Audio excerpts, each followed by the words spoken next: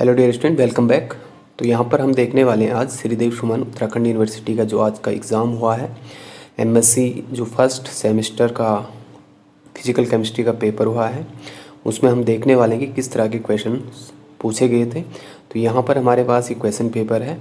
आप देखिए यहाँ पर MSc first examination 21-22 chemistry, paper third physical chemistry और पेपर कोड आपको दिख रहा है CHC 103। टाइम आपका इसके लिए भी 2.5 घंटा होता है और मैक्सिमम मार्क्स की अगर बात करें तो 80 मार्क्स का टोटल क्वेश्चन पेपर होता है। यहाँ पर जो क्वेश्चंस होते हैं 2 सेक्शन में डिवाइड होते हैं, section A and section B, और हर सेक्शन से आपको कोई 4 क्वेश्चंस सॉल्व करने होते हैं, यानी कि आपके पास इंटरनल चॉइस यहाँ पर गिवन होती है। अपने क्वेश्चन को आपको 100 वर्ड की लिमिट के अंदर कंप्लीट करना है। हालांकि आप उससे भी ज़्यादा लिख सकते हो, कोई प्रॉब्लम नहीं है, लेकिन आपका जो आंसर है उसमें एकदम जो एग्जैक्ट आंसर है उसी 100 वर्ड के अंदर होना चाहिए। ठीक है। अब देखिए जो आपका सेक्शन ए है, शॉर्ट आंसर टाइप क्वेश्चंस यहाँ पर पूछे गए हैं। यहाँ पर 4x5 यानी कि जो यहाँ पर 4 क्वेश्चंस हैं, ईच क्वेश्चन 5 मार्क का है और टोटल आपका सेक्शन ए 20 मार्क्स का है। अब देखिए क्वेश्चन नंबर 1 जो हमारे पास यहाँ पर है, यहाँ पर आपको बोला गया है फर्स्ट यूनिट से क्वेश्चन है, discuss the postulate of quantum mechanics. Quantum mechanics के जो पोस्टुलेट हैं उनको आपने यहाँ पर डिस्कस करना है। क्वेश्चन नंबर 2 में आपके पास है ऑपरेटर के बारे में पूछा गया है and define with an example. Operator होता क्या है ये भी आपको क्वांटम मैकेनिक्स वाली यूनिट में मिल जाएगा। इसी में बी सेक्शन में बी पोर्शन में बोला गया है आपको कि eigen value and eigen function क्या होता है। तो आइगन वैल्यू और आइगन फंक्शन वाला जो कॉन्सेप्ट आता है जब आप श्रोडिंगर इक्वेशन पढ़ते हो उसी के बाद आपको देखने को मिलेगा। क्वेश्चन नंबर 3 में आपका आर्रहनीश इक्वेशन है। तो ये जो क्वेश्चन आपके पास है केमिकल काइनेटिक्स से रिलेटेड है, जहाँ पर आप रेट का रिलेशन देखते हो टेम्परेचर के साथ, यानी कि K = A e⁻−EA/RT वाला इक्वेशन के बारे में आपको यहाँ पर बताना है कि रेट टेम्परेचर के साथ कैसे चेंज होता है, क्यों इंक्रीज होता है, इस तरह से आपको यहाँ पर एक्सप्लेन करना है। क्वेश्चन नंबर 4 में आपके पास है RRKM treatment of unimolecular reaction, ये आपको यहाँ पर एक्सप्लेन करना है।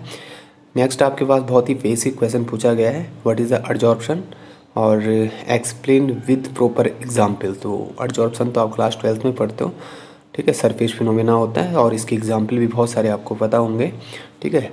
और नेक्स्ट वन आपके पास है क्वेश्चन नंबर 6 मिसलाइजेशन, मिसिल फॉर्मेशन, जैसे साबुन का मिसिल बनता है या डिटर्जेंट का बनता है, तो उसके बारे में आपको एक्सप्लेन करना है कि मिसिल कैसे बनता है, क्या क्या कंडीशन होती है। लो कंसंट्रेशन पे वो इलेक्ट्रोलाइट होता है, हाई कंसंट्रेशन पे मिसिल बन जाता है, उसमें एक हाइड्रोफोबिक पार्ट होता है, एक हाइड्रोफिलिक होता है।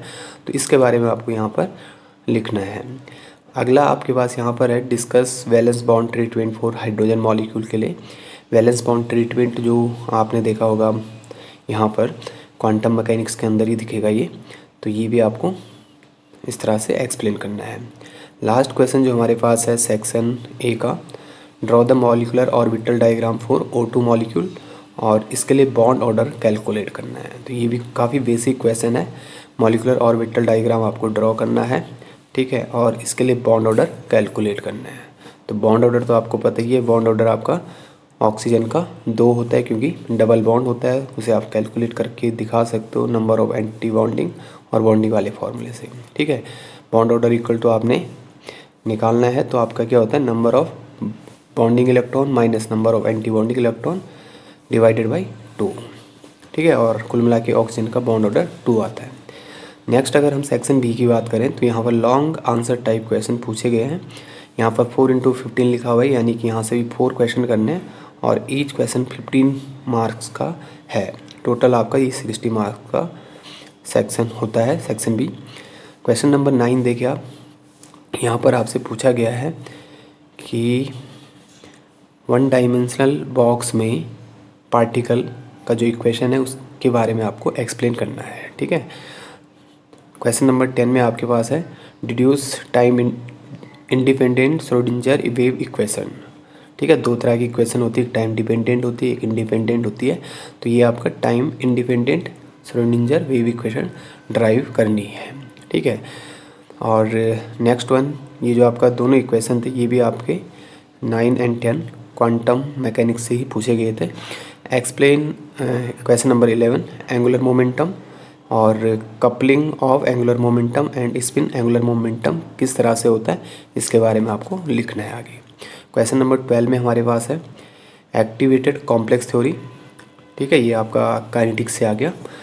और लिंडमैन हिसेनवुड थ्योरी आपको एक्सप्लेन करनी है। क्वेश्चन नंबर 13 की बात करें तो यहाँ पर भी आपको पूछा गया है discuss kinetic hydrogen bromine decomposition reaction. और क्वेश्चन नंबर 14 जो काफ़ी बार रिपीट होता है, explain BET isotherm and its application for surface area calculation. किस तरह से यहाँ से हम बीईटी इक्वेशन से सरफेस एरिया कैलकुलेट कर सकते हैं। तो ये आपकी बात करें तो यहाँ पर बहुत ही आसान क्वेश्चन फिर से आपको पूछा गया है। Explain critical micellar concentration and what are the factors affecting the micelles formation. ठीक है, यानी कि सीएमसी के बारे में आपको यहाँ पे लिखना है, एसोसिएटेड कोलाइड के बारे में। और फिर से आपको यहाँ पर फैक्टर एक्सप्लेन करने हैं, क्या क्या फैक्टर हैं, टेम्परेचर, कंसंट्रेशन, कार्बन चेन, उसका मॉलिकुलर वेट, तो ये सारी बातें आपको यहाँ पर लिखनी है। क्वेश्चन नंबर लास्ट आपके पास है right short notes on bonding and anti bonding molecular orbital by linear combination of atomic orbitals.